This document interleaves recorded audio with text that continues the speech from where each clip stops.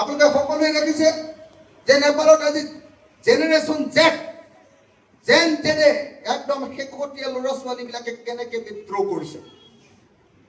অসমতো ভাৰতবৰ্ষতো এই বিদ্ৰোহ এদিন অৱশ্যভাৱে তাৰ ৰূপ বেলেগ বেলেগ হ'ব পাৰে।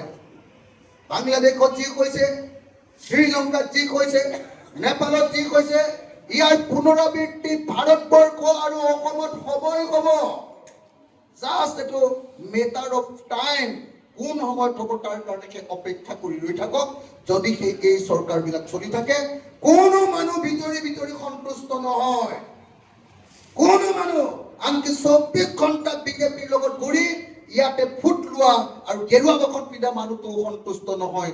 কাৰণ তাৰ ঘৰ গেৰুৱা বসনেৰে নচলে, তেওঁৰ ঘৰ চলিব লাগিব পথাৰৰ বস্তুৰে, ধান মাহেৰে, নহ'লে বা বজাৰৰ পৰা অনা বস্তুৰে। আৰু তাৰ কাৰণে